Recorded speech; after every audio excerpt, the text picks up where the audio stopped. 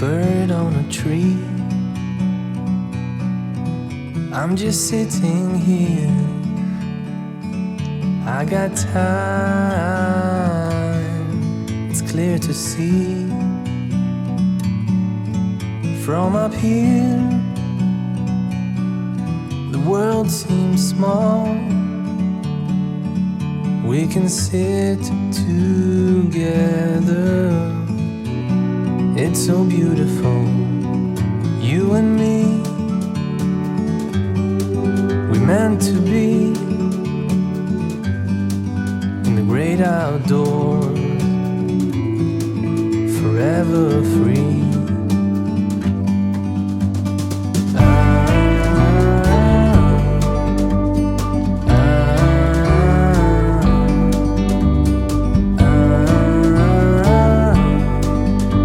Hello everyone, this is Monica Ramirez, Warrior of Love, and today we're in the podcast of the Heart of the Artist podcast. And you're here, please let us know from where you are connecting, and we appreciate it. And if you have any questions, just put it in the comments, and we will try to get out into them if technology permit it. Sometimes technology don't, or it gets too late, or something like that. So, I have a very, very special friend of mine and colleague that I have a lot of respect that I wanted to present you guys. Uh, Her name is Debanjana Bhattacharjee, and Debanjana is a very, very close friend of mine that I miss a lot. She moved far away, and I miss tremendously. But let me tell you how amazing she is, and let me tell you a little bit about her. She's originally from Mumbai, India. She moved to Myrtle Beach to South Carolina in 2015. Before then, she was here in Texas. She has a postgraduate graduate diploma in modern and contemporary Indian art history from Dr. Banjun. Bhavdaji Art Museum. Okay, thank you. In Mumbai. Debanjana, as a artistic practice, has a blend of her Indian and her Western sensibilities. She's a self-taught artist. Debanjana enjoys working with acrylics because they're a quick drying medium. It helps her to in intuitive expressionist style work. She has exhibited in both nationally and internationally. She has participated in many jury art shows and she has won many awards. In 2015, she has recognized with a proclamation from the mayor of Edinburgh, Texas, from her artistic achievements. She was a curator of Twitter art exhibit in 2020, an international art exhibit supporting charities worldwide. The Debanjana is member of the Wakamau Mhm. Arts and, Arts and Crafts Guild in Myrtle Beach, and in one of the board directors of Seacoast Artists Guild in Myrtle Beach.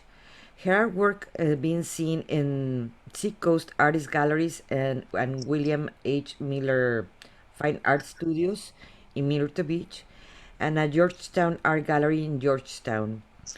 She exhibits the desire to create and express in part of her everyday life, making it as a practice. She's going to talk to us a little bit about that. That is very, very impressive. The Bajana is exploring in South Carolina through the plain air that wants to bring forth a dialogue between nature and self. The current series of her work present her observations and experience while chasing sunrises and sunsets in Myrtle Beach. Wow, I believe that will be tough. It is tough. We used to do it with models, but you can tell the model, okay, you can rest and take a break of 15 minutes, and you can come back and in this pose, or the pose that we put them. But you can't do that with the sun.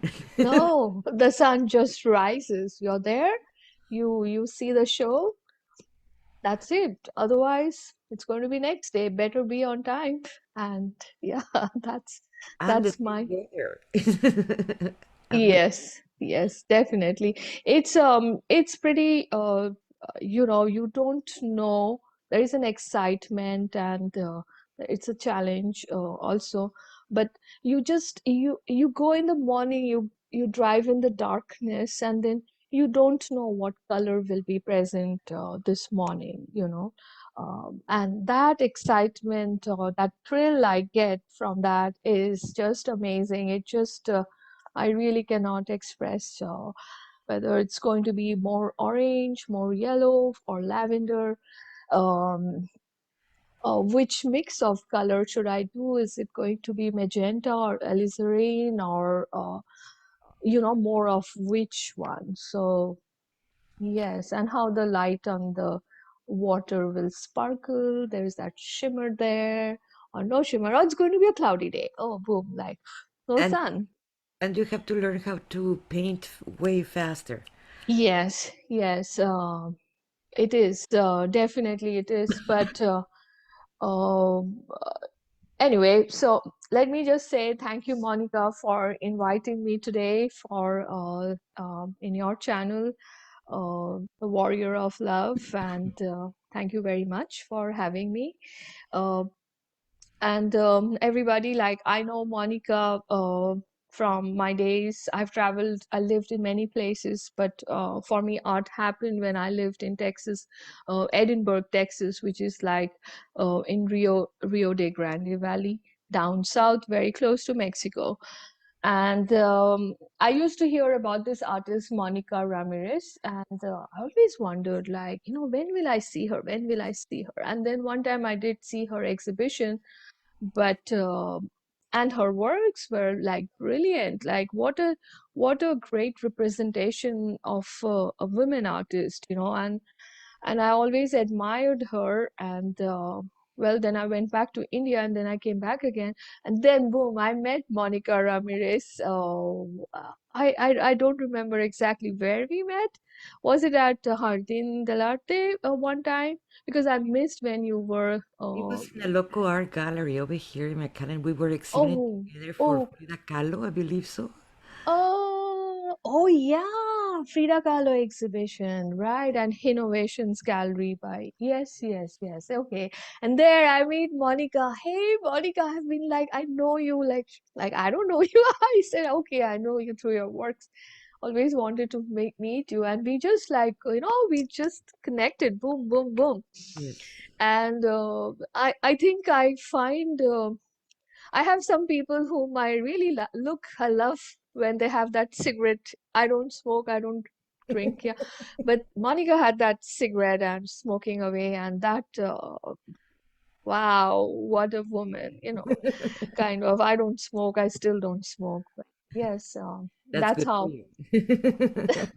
that's how we met. And I think it was like a love at first sight, friendship at first sight kind of thing we had. Uh, Yeah.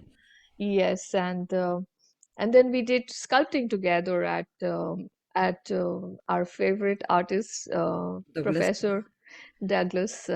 for many years, and that's why it was one of my questions that I put in this, because I know I'm still very passionate. I'm right now working with a paper mache Katrina, about 4 feet, Uh-huh.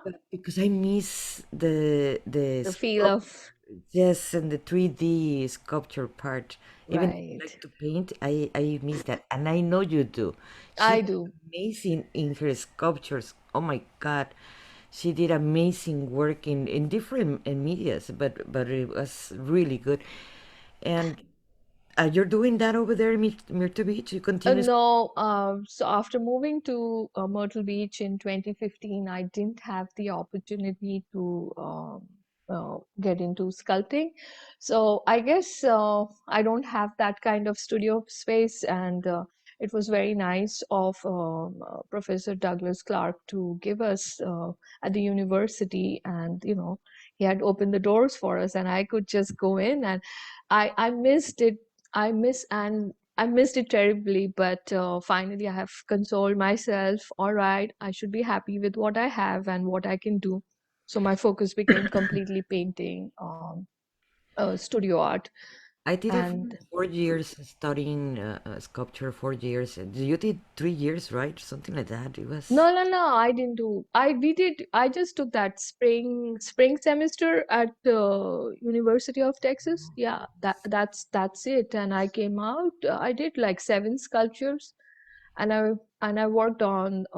Douglas was at that time working on that huge Jesus, Yes. and Bronze. I made the molds for those. And I said, bye bye, Douglas. If I'm going to Myrtle Beach and if the mold is bad, please, you cannot find me. So he said, wait, I'm going to open while you're here. And he did open, but everything come out, Jesus' feet came out very nice and perfect. And so it was, I just can't, I really cherish those days and the great memories I have from my sculpting time there. Something that I see in people that the true artist, it doesn't matter what media you put them in front, they will create Right. something, and you're one of those. Thank That you will you. create anything in any material, or you always will find a way Yeah. to create something beautiful. Right. Right. You do it now in plein air. That is, it is not easy. It is not easy. It is easy to create something you want to from our imagination, Right. or having a model that we're gonna torture for a few hours a day, but they're gonna come back to the same place. Or from a photograph, it's also easy. Yeah. But plein air is very, very different. Plein air was, see, I took an art class in the public library in Edinburgh. I'd gone to enroll my son. I love telling this story to everybody. Maybe it's a little boring now, but yes, I love this story. How I started painting. I do not come from an art background. It was science that I studied, but so I had gone to enroll my son in the other public library for an art class, and the teacher, Romy Guevara, from Mexico, he told me, oh, no, no, no, nobody under 12. So I started walking out. And then he tells, when I'm walking out, he said, but you can join. And then I said, me, like, that kind of question.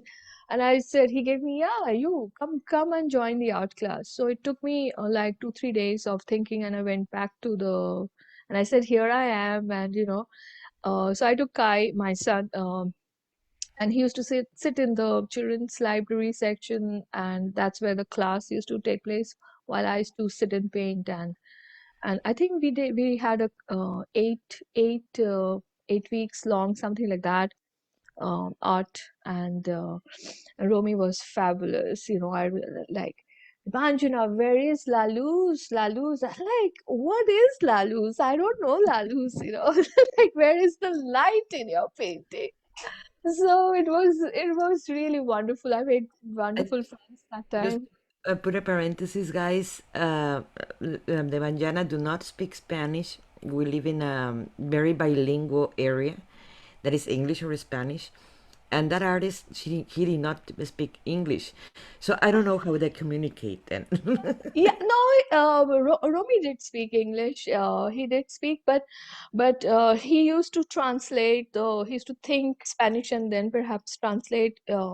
So, in fact, somebody was asking me, "Do I think Bengali and then translate to English?" I like, no, not really. But when I'm nervous, I forget my English. That does happen with me.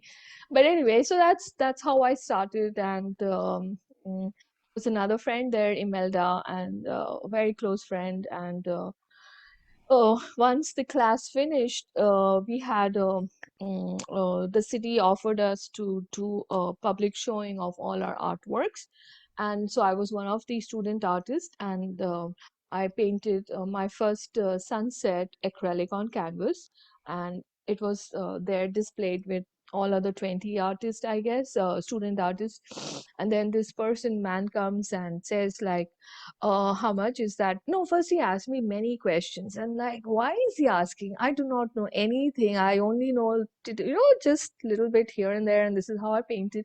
He kept on asking me questions, and I was kind of getting little irritated. Why these questions? Because I didn't have an answer. Finally, had to tell him I'm a I'm just a housewife. Then he said, no, you're not just a housewife. You created that painting. And then he said he wanted to buy. And I said, no, it's not for, I'm not selling. It's my first canvas. It's my baby. And then another student comes in and says that, how much will you pay for it? And he takes his wallet and grabs my hand and puts $100 and picks up my painting and starts walking. It's like tears rolling down. And I said, that's my painting. And he said, oh, I know, I just bought it. And he walks away and I'm crying. And then somebody tells me, do you know who bought your painting? I said, no, I don't know who bought my painting. And then I was told that it was Dr. Lorenzo Pace, a famous sculptor from New York. And I said, oh, really? Okay, Google, find him out. And it was wonderful. And I think that was a huge encouragement. And of course, Romy was always there, guided me. And I didn't look back. I really did not look back after that. I took it up seriously. And um, after 1 year, I went to India and I studied. I realized I knew nothing about art, absolutely nothing. And I think art history is very important in an artist's journey. And so I studied art history, Indian and modern contemporary Indian art history in Bombay. I believe so that you're always gonna be expanding and expanding because in your case, that's is in my case, we always wanted to learn more. Oh, We always yes. want to learn new techniques and new ways to express Right. ourselves, and that's what I feel that we continue growing. When we're gonna stop learning? Not in this. I think it's too less. Sometimes I feel 24 hours is too less. This life is too less. It's just like too much information out there, too many things to do, so many inspiration, and you want to paint everything, like, oh, you're seeing composition, this style, the light is changing, that color, this color. This life is not enough, I think, in the long process. And And yeah, so the way we start observing everything, it changed. it changes. Uh, Yes. I, I would like to say a little bit about it because I can explain it, but I prefer you to do it. So because many spectators they're artists, some of them, and many of them they're not gonna be artists. They're art supporters. Right. So and You you want explain me what to is the artist you as want me to how the explain the how it changed you the way you observe everything. Okay. All right. So I was mainly a studio painter, but I knew from Romy, my teacher, that I couldn't just take any photograph from online and paint because everything had a copyright issues. So I used to mainly do abstract and dig inside and express my feelings. And, it was more of me on that little canvas. It was quite a liberating feeling to express my feelings and my emotions and different circumstances, things like that. So that's what I did initially. And so when I moved to Myrtle Beach 2015, I was still doing all that. And I mostly studio painting. And I remember it was 2017. I was in Bombay at that time, had gone for a short period. My mom was diagnosed with cancer and brain cancer. So I'd gone that time to visit my mom. And I saw on Facebook that there is a wildlife reservoir here close to Myrtle Beach, South Carolina, called Tom Yorkie, and they were inviting artists to go there and paint. But the highlight, in the bottom line, like how we have caution, like cigarette smoking is injurious. So something like that in the bottom, it was written. Andrew Wyeth painted there. I was like, oh my God, this is where Andrew Wyeth painted. I need to go. I really need to go. So, sitting in Bombay, I called up my friend in Myrtle Beach, Michael Shimoji. I said, Michael, please register me. I'm in Bombay, but we need to go and do plein air painting at that place. So, Michael registered both of us, and we told some. our friends here, and we all got registered.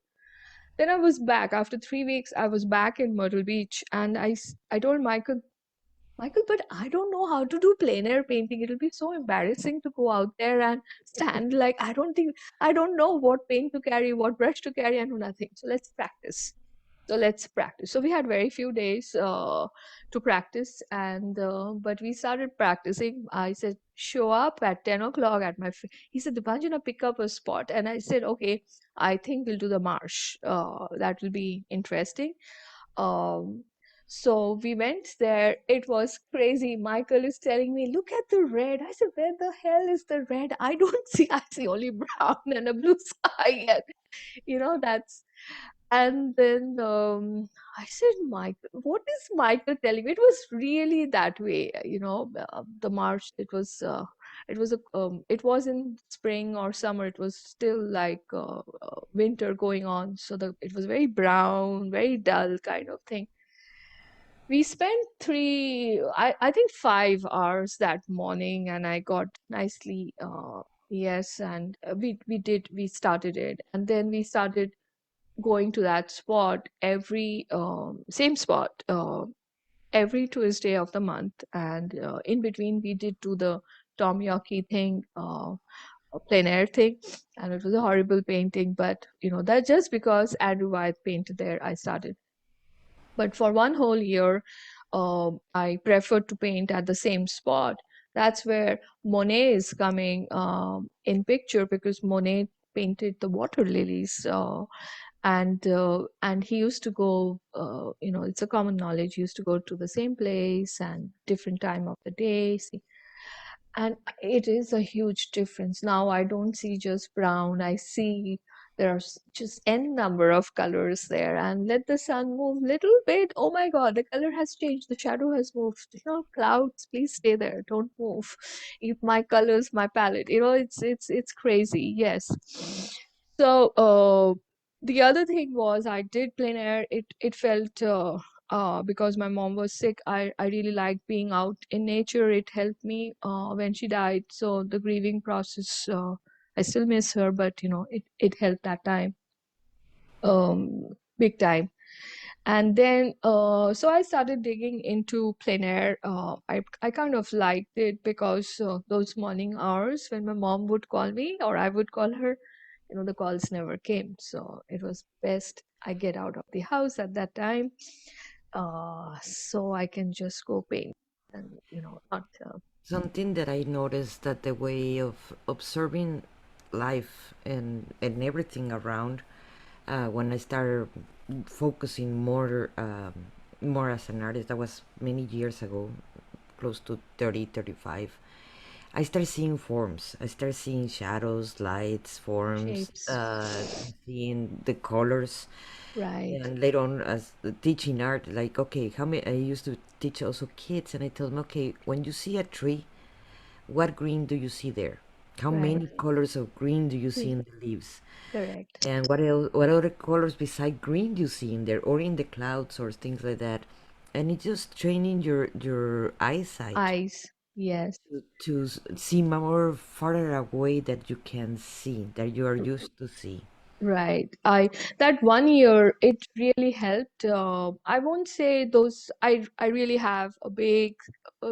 You can imagine. I went every week, so how many big stack of paintings which I'm really not proud of, and I'm the type like I want to finish that painting. I want to keep the purity of a plein air definition. Maybe there are two schools, different schools. It's okay. You can come back to the studio and touch it up. But for me, it is like I went there, I drove down, whatever, 30 minutes, 40 minutes, 50 minutes, and return is always takes time. But yeah, I want to make use of my time and I want to grab whatever I see, and that's it. That's finished. So I usually don't touch up my paintings when I come back home. So if it's a mistake, then it stays as a mistake, because then I look at them later on, like, lined up, and I see all the faults in my painting, but of course I cannot always spot my mistakes, and like so So I started digging. As I said, I was looking into, plein air magazines. I kind of enjoyed, this excitement. There's an adventure about plein air. You go to places and you go there. You paint the moment, and I want to paint. Well, the marsh, it changes as per the month's time of the day, and that is my actual goal, that I want to capture. And like, you can say it's 11 o'clock in the morning or it's at 6 a.m. in the morning. I don't want to see all my paintings looking like spring. No, we have different moods, just like us. Mother Nature has so many moods in the whole day: gloomy, sad, cheerful, spring. So that's the whole idea. I started relating my thing with nature, and how do I? So I'm still working. I still haven't achieved. I doubt I will achieve it, but that's the thing I want to bring in my artwork. That very moment. Um, And I saw your dogs collection that you did. those They were are so beautiful. when It was beautiful. it was so funny. It was a geese, yes, um and it is just when I'm driving around, I'm looking. I One day I will, if I die, I think I will have an accident because I was looking at the clouds, and like, oh my god, I'm like literally jumping in my car seat, like, look at that cloud, how did it happen, look at the shades, look at they're shapeless, huge. And that's the thing about South Carolina, is that you can see the skyline, and terrific. So there is lot of excitement, lot of inspiration, and so I want to go back again. I spotted something and I chased the black swan for, I don't know, I dragged the family also, like, no, there are we have four black swans here. And I drove and drove every day and looked at them, watched them, and kind of thing. And then eventually I did paint them. Then you So, stuck them.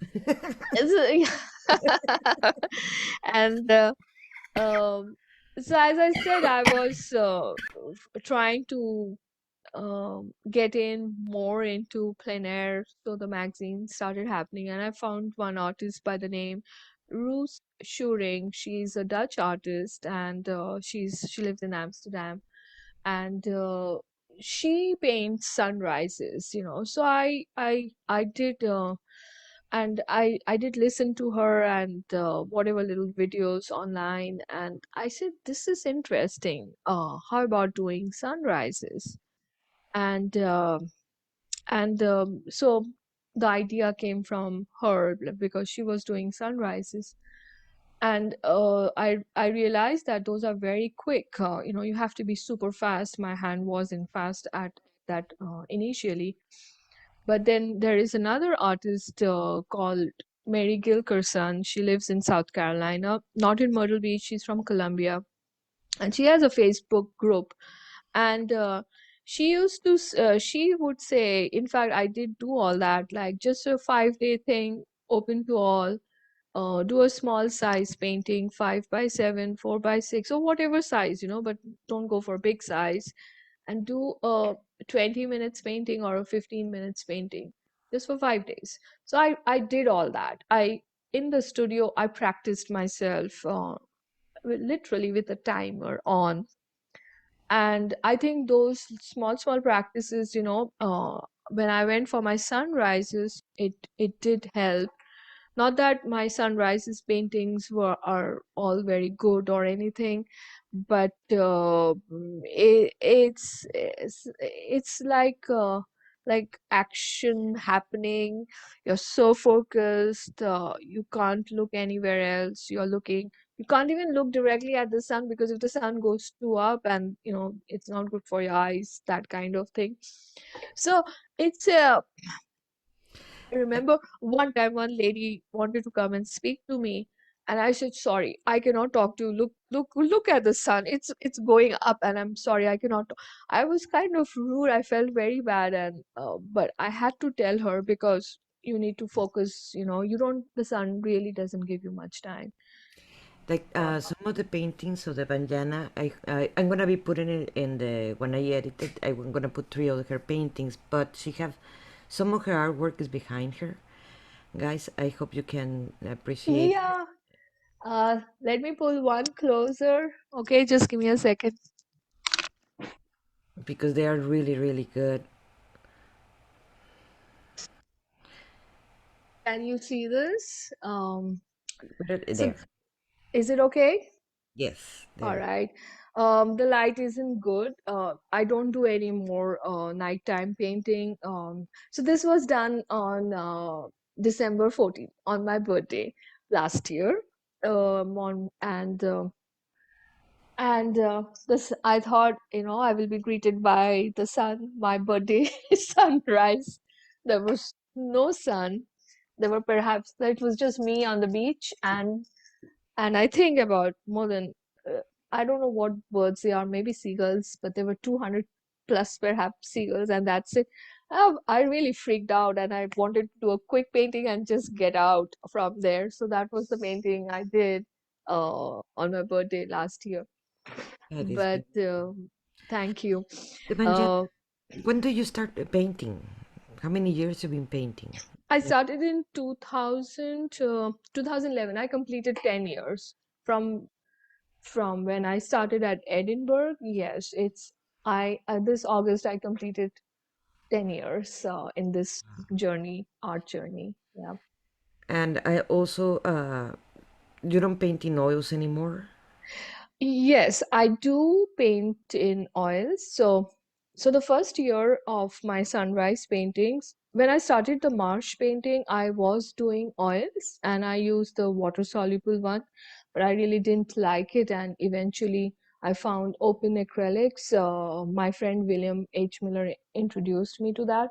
And I said, wow, these are slow drying and it worked well. So I stuck to acrylic, open acrylics from Golden, or is it liquid? Oh, yeah, I think Golden. Anyway, then I when I did the sunrise, my first year of summer sunrise, I think I did 54 sunrises. I went every day, no, every day without fail. Um, that was my first year. And then when my son's school started, I could do only like weekends, but I did 54 sunrises summer of 2019. Yes. Last year again I did in with acrylics.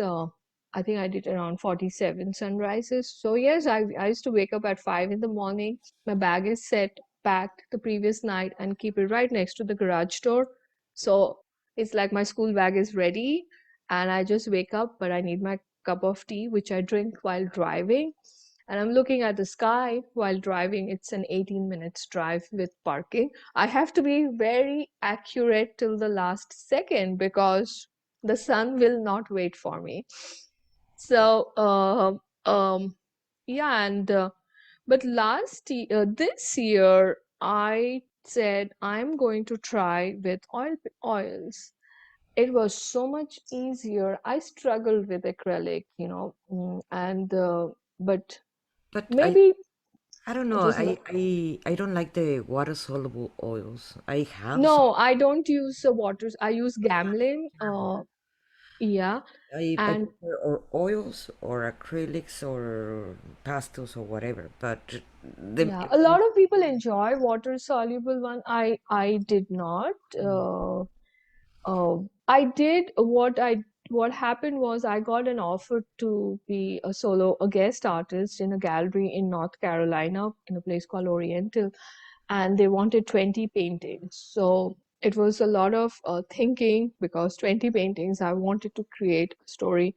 And I thought, I do sunrises. That's what I'm doing right now. So let me have a whole series of sunrises. So I said, let me try with oils. Big canvas and oil, my goodness. It's just like, why do people paint? It's so much easier to paint with acrylic. But I kept, it was more of challenging myself because if you it's don't do because those little challenges, you don't grow. You have the pros and the cons. It's Yes, both right. of them. One dries too fast, and the other one dries too slow.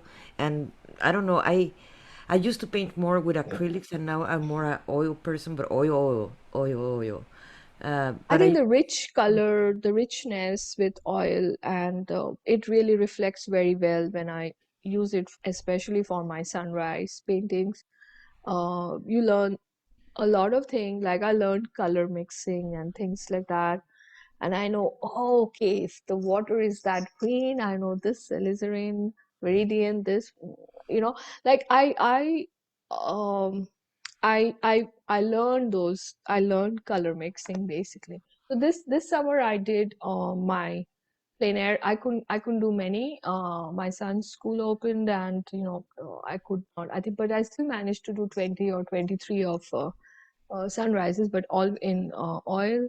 Then I tried painting on oil paper because I have so many piles of junk. I don't know how to throw away those paintings, but it's all in the closet. I It's uh, it's horrible. I'm running out of space, and I know. but they are all practice. So it's all it's all practice. Though I've sold quite a lot of them, but and I'm really grateful to all my collectors, and that helps. You need that little money coming, and that it gives you a little confidence. So I'm very thankful to all people who have bought my paintings, And it helps including you buy you. the materials to continue working. Yeah. And that is Yes. very, very helpful. And that's what another question I was going to ask you. I know that selling art right now, and more after the pandemic, it is really, really hard. And but how do you manage as an artist in the time of the pandemic? I shouldn't be saying this, but I was fine. I did.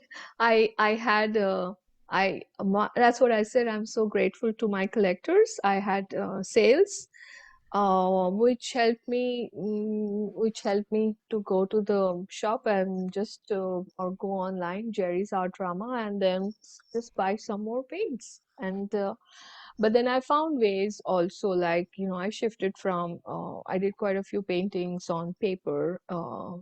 Like I could keep my budget little low, um, instead of a canvas and things like that. But I actually didn't. I was I was fine with in the pandemic time. I just kept painting, and I just didn't stop. And I told myself that if I don't have the money to go and buy paint till the last end of whatever is there in the tube, let me use everything, and then we will figure it out. If I don't have money to buy, say, a white paint. But so that's how I work. Like it's short time. Like let me do with what I have. I'll get to it when time comes. So somehow I just jumped, and it But was it was smooth. nice that you were inspired. I remember when the pandemic started in March in 2020, I thought, oh, I'm gonna have all the time in the world to paint. I'm not going anywhere. Right. Gosh, I could not paint. I had a block. And Yeah, there are many artists who had a block, and they are still struggling to come out from that big, that it's a long gap. But took a a friend while. of mine in India, Jyotika, had told me that if you call yourself an artist, you have to paint every day. So I see to it that I But paint every day, but it could be a small one, but I need to be with my paint every day, work in the studio. that That's it. that works wonderful for the certain kind of artist. But the ones we are putting our heart and not using too much the technique is more our heart and our emotions. Not all the time you're inspired to paint. It That's works. why plein air works. You just have to get out of the house, take your backpack, and just go and paint. There is inspiration right outside. So if somebody actually tells me there is no inspiration, I can tell them, sorry, you're wrong, because you need to just step out, and you don't be lazy. Just go out. You don't have to drive miles and miles. You can do it in your backyard. There is a tree there. there's a sunlight falling. Try it out, make it an exercise, you know. What I did, I started writing and I wrote a book, Yeah, and I published already. that's wonderful. You know, you're still creating. Now I came back to paint, but in that time, when it was the painter's block, I went with the writer. Right, right. That's good. So one thing closed, the other thing opened. So that worked well with you. But 2019, 2020, I curated Twitter art exhibit, and coming to that was I was asked if I would curate it. It came on my birthday, and the offer came on my birthday, uh, and I said, wow, this is a great birthday present to curate an art show. So anyway, I thought about it, and then I went along. And William, my friend, said, yes, I will give the gallery space. And I told them I knew somebody with a charity. It's a charity thing, Twitter art exhibit, where artists from all over the world donate a postcard size painting, and all money from the sales go to the charity. So, so I was on Twitter, and I had volunteered before in 2016, and it was like 3 months of being on Twitter and tweeting, and I really had a problem after that, and I could not paint because it was so much as if today Australia is talking, tomorrow New Zealand is talking, America, German. It was my head was a big chaos, but. So I had experienced that, and I said, this year, this time, I know since I'm all in charge of it, I will not stop painting. So I saw to it that that whole period I painted, and so that I don't have that block or a problem later on. But we received almost 900 paintings, and but in 2020 was supposed to be the show, and the pandemic happened. And I am Boom. sorry, I forgot. I just got so busy, and Yes, I didn't receive your card. Right. I'm sorry about that. I received a card from Diego Monteiro. Diego was he was after Romy. I kind of had two mentors in my this journey, and one was Gert Hamsen from Netherlands, and the other one is Diego Monterrubio. So you know both of them uh, trained me in the sense read this book, go through this, do this. You know, they helped me in my art practice a lot. So yes, so I did ask Diego, send me a postcard. So Diego did. I was expect waiting for yours, but it did not come. And then the pandemic happened, and it was like it just like a year worth of time, hard work, and all that excitement. Everything was ready, and we just had so we just postponed the whole thing. But when that happened, the whole world crashed kind of thing. There was silence, there was quietness, and the only thing that happened around was nature was, it was springtime, and I started noticing my neighbor's garden. I don't do gardening. I, I rather sit and paint and enjoy my neighbor's garden. And every day some new color started popping out. So, which led me to paint 24 small size paintings, each like 10 by 10 kind of, or 8 by 8. Yeah, now framed in. And boom, I came with a new, hope blossoms in quarantine. So that was fun. Like, I kept myself motivating, and believe me, nature is a great comforter. Like you can nobody else like she just she just takes you in your arm, and she gives you that hug through. And for an artist, that hug could be like a beautiful color you notice for the first time, or I, and providing. and you always been very involved in the organizations of art exhibits and participating. You did it here in Edinburgh. You did it wherever you go, and now you're doing it over there in Myrtle Beach. I'm one of the board directors, so I've never been a board director in my life. So when I was asked, Debanjana, become a board director of the guild, like, okay, what do I have to do? Then they said, just show up once a month at 8 o'clock and for the board meeting. I said, okay, and that sounds easy. Wake up in the morning. So I became the board director of Model Beach. And soon they told me I was asked, would you like to be the programs, the show person in charge? I said, what do I have to do for that? Then they said, oh, no, it's very easy. You know, the prospectus is there. People will just drop in their artworks. And I said, okay, fine. And then the actual thing happened. Okay, I had to find the judges. Story that people are participating, the applications are coming. So I have been doing it since 2018, spring show, fall show, spring, fall. I think I skipped in between because of Twitter art exhibit. I couldn't do it. But we just had one.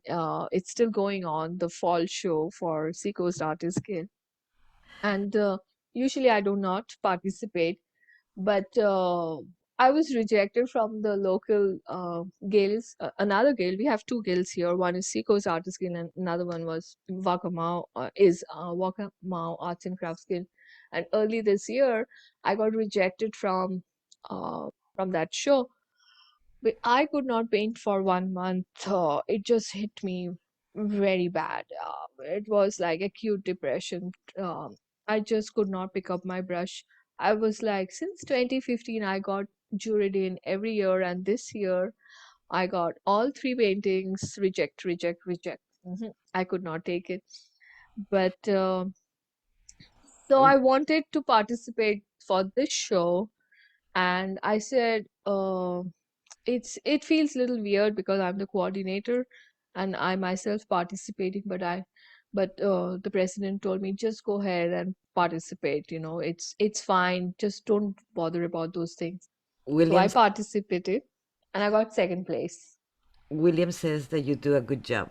Oh, thank you, William. I I know William is such a important friend of mine here in Myrtle Beach, and my Michael Shimoji is my first friend in Myrtle Beach, and then is William. So we three are like the three amigos, and we went around together, and they just we it was such a I missed my friends in Edinburgh, but they just took me in, like, and we all clicked together. We were just wonderful.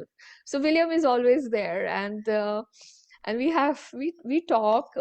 Me and Michael also we talk, and we try to push each other, and we have our downtime when we talk about it. No inspiration, no nothing happening. It is So important to have artist friends because we inspire each other and push each other. And I right, believe artists, we are very emotional yeah, because we paint through our emotions. We need to express them in one way or the other. right, And this is the best way to express our emotions through art in any right. shape or form. And having that, it is very healthy and it's very nice. I'm so glad that you have that over Oh there. yes, I do. I really do. And these two guys are really fantastic, I need Um, you over here. maybe you should call them next time on your talk, And William has a gallery here, so he gave space to us artists. So we are the Main Street artists. It sounds really nice. He came up with this beautiful title for us, Main Street 10 artists. That's how we started. And poor guy, we took over his studio, and like I truly feel bad because. He now has a very small tiny section for studio because we have our shows and he has to clean up everything, and showtime he can't, you don't want to show your creative mess to the people always, but he has been so wonderful and really generous, But helping also, us this something that Myrtle I do Beach. notice is people wants to get to know the artist. That's why we are having. I started this podcast because the Yeah, artist is not only the art that you project and through your art, it's also the art is a personality, the being that is actually creating it, and Right, that is important to the people wants to get to know us. So I have people that tell me, "Can I go and see your studio?" I just want to do that. right. And we ended, okay, let's have a coffee, and here's my studio, and so and so. And now Yeah, you want to yeah. see my big mess. You don't want to see it when I'm doing paper mache because that is big mess. It's way worse than and but people, Talking about showing your studio, I had this experience when I was doing the Twitter art exhibit. The local channel wanted to, William gave her my, the journalist William gave her my phone number, and she called me up and she said that she wants to interview me. And I said, okay, where, when? Coffee somewhere, coffee. She said, no, right now. I said, right now? Like, yeah, in 15 minutes I'll come over, or 30. I said, but she said, where are you doing your Twitter art exhibits? I said, I'm doing it in my studio, in my house, like, Oh, so she said, yeah, that's where I want to come. I want to see it. I said, my studio is, I can't show it to the world. It's such a mess. She said, ah, don't worry, don't worry. Luckily, she got stuck in traffic and it took her 40 minutes to come. I had to everything kind of from my studio and dump it in my bedroom so that, nobody can see. And she walks in with her camera and the tripod, and she said, oh my God, you really are an artist. You are that's an what I say. artist. I said, yeah. It was so embarrassing. And then I had to tell her, please, please, Annette, do not take that side of my, which again, right now, it's not that bad. It's quite decent looking right now, but that day it was horrible. Yeah. Yeah, when But we're working I in said, do not show that side of the, sorry. when we're working in too many projects and too many things, and our studio is gonna get messy. We know exactly where is everything, but if someone wants to find it, Oh, it's yes. like Yeah. they're not gonna find it. But we're happy. And we are happy. And I think it keeps me, I like that the paint, the palette and the colors all out, because I'm looking, even when I sit on this couch in the morning, I look out of the window, but they're all there and it just pulls me towards them. There are times when I speak to my sister early in the morning, and then I'm talking to her and suddenly I see something and I say, listen, I got to hang up because I'm seeing something and I just want to paint it, and that's it. And I start working. So I like the mess. I really like the mess, but I'm embarrassed to show my mess, but I really love it. And sometimes plein air is good because you don't have to do much. Just get out of the house and do the stuff and come back home, Then I kind of imagine thing. that, So, then I imagine that your palette changed since when you were painting over here in Edinburgh, because now you're painting the colors of the nature that you're seeing outside, right? yes, I think my palette has changed. I won't say I have. I think my understanding of colors has grown from 0 to say 10%. But I mainly stick to primary colors. Then I have introduced like black in my palette. I like using black, though there are so many myths about not use black, things like that. Then again, oil painting. When I started with oil painting, I understood like what is a mother color, and how if you have the mother color, how things are easy to go about. It looks like a cohesive kind of painting. And it depends So on yes, my colors did change. And it depends also in the artist. I like you. I like to if I see an artist that they have something to teach me, I always ask them, "Oh, hey, can you teach me?" And the palette is gonna be different. And then you meet a Right, someone else years later, and the palette is gonna be different. They're gonna have a color that the other one did not use, and the other one did not use, like the right. Indian yellow, and Yeah, Indian yellow. Yeah, and not all the artists use Indian yellow, and right. or black. Not all the artists, Black. Yeah. and No. each one of them, and And you became a combination of all of them at the same time. Right, Now you start using some black. Now you start using Indian yellow. Now you start using Prussian. Now you start using, so right.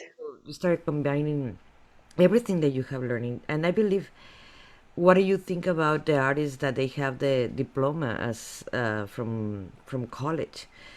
They learn from the teachers that there are certain ways, and that's the only way to do it.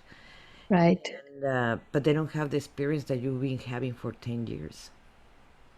Right. In fact, one of the professors here at the university, um, I kind of hide maybe by saying that I'm not a trained artist, so that becomes my excuse if my work is not good or right. So when I told him like, yeah, I do not have the, uh, I'm not trained that way. I'm a self-taught. And then he said that's the best way to learn art. That's what Jim Arendt. He's a local. He's a professor at in our art department at the university. And I thought about it. At that point, that was pretty early on. But I thought about it, and I said, like, what is he saying? And but I think I have the freedom because means like for example, if I use black, nobody told me that don't use black in your palette because black is not to be used, kind of thing. I never knew about it, so why not? I have that freedom.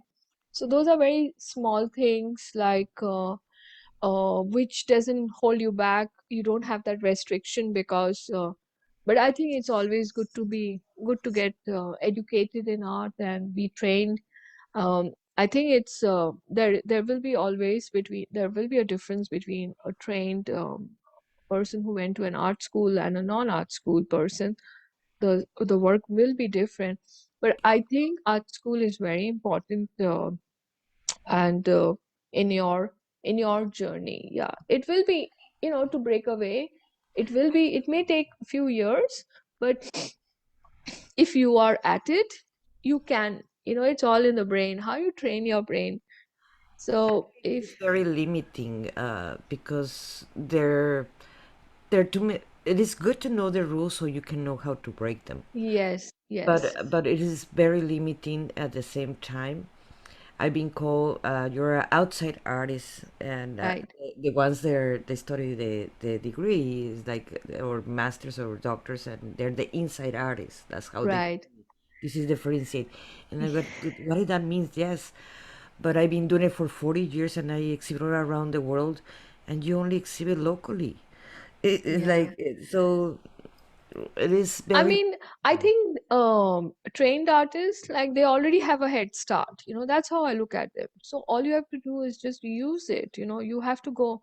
You are already trained. You don't have to struggle to find out if I mix this color and that color, and this is what They should get you're trained in already one step ahead of non-competition. They should get the. trained in non-competition or feeling But inferior for someone that do not study the career. yeah, right. That's my But opinion. no, if you, I think it's a nice art is something. Yeah, if you can go to art school, I would really, if you're really interested, it helps you with that. It opens many things. For a non-art school, it's in all profession actually. If you want to be Uh, an art teacher, it's good. If you want to work for a museum, it is good. But I'm so glad I did not went because my point is just being an artist. And in the galleries, they're not gonna require you the diploma. They're gonna see your quality of work. So I am very glad that I save a bunch of money not going to take art to become a doctors or whatever in art. so will you advise? So your advice is like don't go to art school is Unless you want to be an art teacher or you want to work for the museum, and that's not in my plans. okay. But if you wanted to do one or the other, be a board of directors of a museum and things like that, because they have Yeah, offered me that, but they tell me, oh, yeah, but you don't have the degree. Then for that it will be good. Or you want to be an right. art teacher. for a school and so forth. Yes, but you can teach art private lessons, and that is not gonna take that away. But depends on what you wanna do, where you wanna do with your career. Yeah. Personally, I am very happy that I save a bunch of money not going and not limiting myself. That's how I see it. That Yeah, doesn't mean it's the right way or the wrong way. It's just my way. right. But in your case, for example, your mom is an artist herself, so there perhaps have been something coming directly in your genes and maybe a little advice here and there when But you I were younger, early on. But like you, we had many teachers. And I always, when I see a teacher that I have something to show me or teach me, I take classes. Yeah, My, yeah. my training continue going forever. I don't have the ego that say, "Oh, I know it all," because I No, have an art right. degree, and that stopped me growing. Because many times when you have the degree, that will stop you growing and learning new techniques and new things because they don't teach you all in university. They don't know it all. Yeah, No one knows it all. It's right. a continued process of growing as an artist.